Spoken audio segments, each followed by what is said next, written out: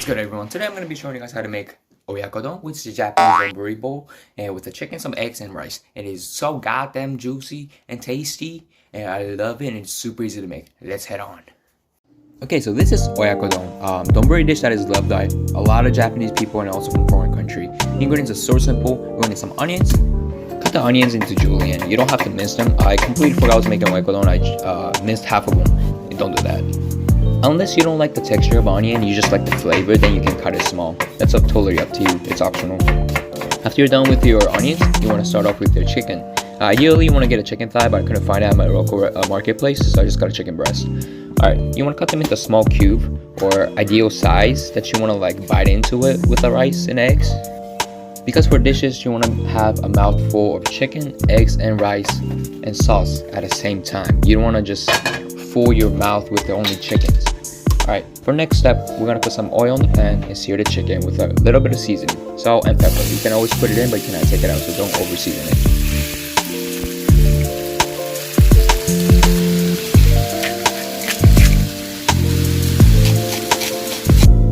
While you're working on your chicken, I'm going to start off with my rice. Make sure you wash your rice.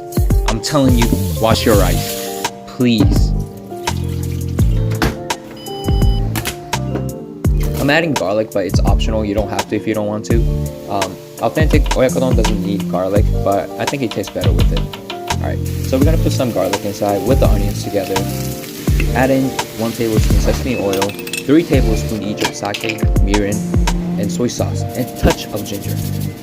After you add in ginger, let it cook until the alcohol evaporates, and then add in 2 tablespoons sugar and 2 tablespoons of dashi, bonito flakes basically. After you put all the ingredients, let it simmer for like 5 minutes and then taste. And if it's not salty enough, then you can add in your salt to your desired saltiness. Now we're going to move on to our last step, the egg. Crack in 3 eggs and then beat it. And we're going to directly pour into the pan and swirl it from the middle to outside like this. It will come out nice and good. Only pour in half and put the lid on, let it simmer for 3 minutes.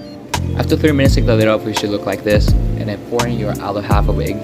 And then turn the heat off. Put the lid back on and let it leave for 5 minutes and it's done. Now all you gotta do is put the rice on the bowl and then top it off with your egg and chicken and garnish with green onions. Thank you for watching and enjoy.